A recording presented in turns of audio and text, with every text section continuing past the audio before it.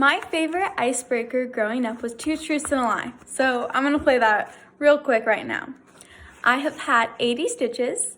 I have met Selena Gomez, and altogether I've spent a year of my life at Disneyland. Can you tell which of those are a lie?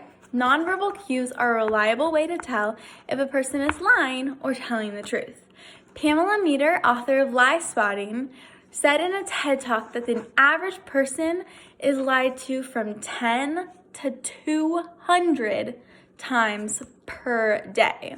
So in the next few minutes, I'm going to talk about facial, tonal, and body cues that may help you determine if a person is lying.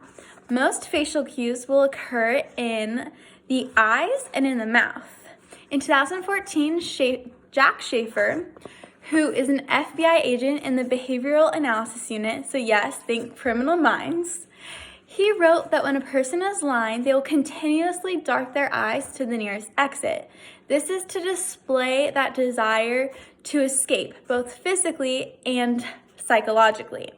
Candace Jalili, who's a senior writer for Elite Daily, wrote a year ago in a Times article something that's pretty similar but a little bit opposing to Schaefer's idea.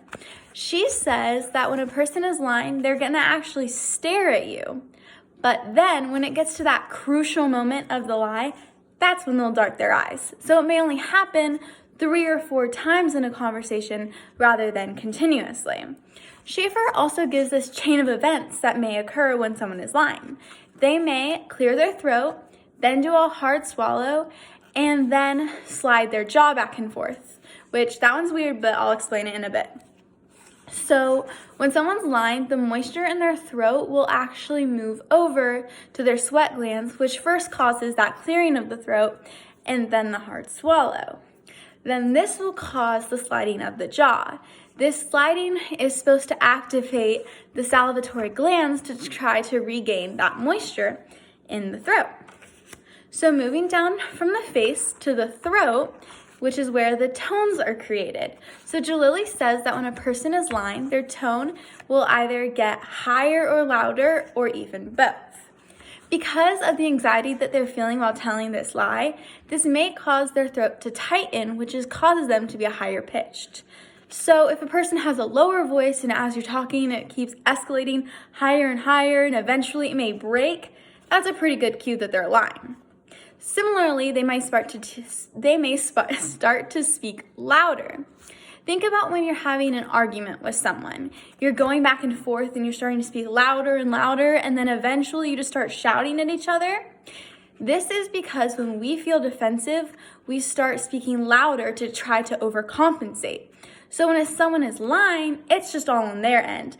They're feeling defensive as they're telling this lie because they're nervous that they're gonna get caught. So they just start speaking louder. So now that we've covered facial and tonal cues, what about the body? What motions may be unconsciously displayed to tell that a person is lying? Schaefer says that similar to pointing their eyes to the nearest exit, they may also point their feet to the nearest exit. This is the same idea of wanting to escape and leave the room.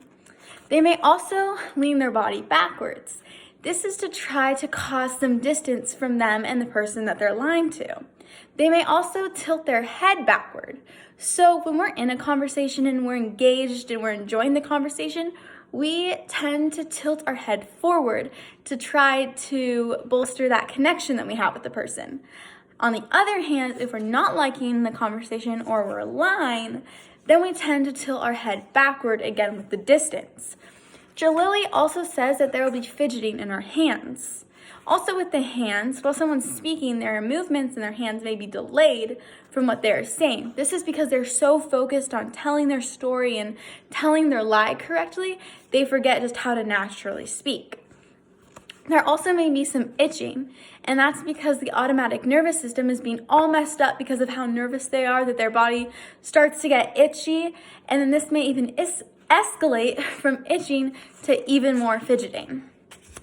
Another tell is if they start playing around with everything around them. Schaefer says it's super common for girls to start playing with like their necklaces, and Jalili says that it's common for everyone to start kind of messing around and playing with their hair. That was kind of a little nerve-wracking to me because I'm a person that fidgets a lot, no matter if I'm telling the truth or lying. So I wouldn't rely on that one on its own. So these are some facial, tonal, and body cues to tell if someone is lying.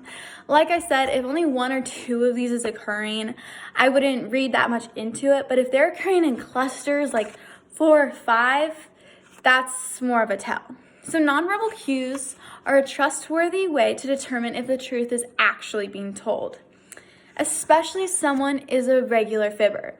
So if someone's telling you a story and it's just a little too good to be true, I'd watch for these cues and you may just catch them in a lie.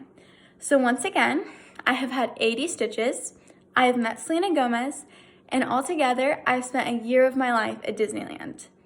If you guessed that meeting Selena Gomez is the lie, then you are correct. I hope you guys learned a little something today, and thank you for listening.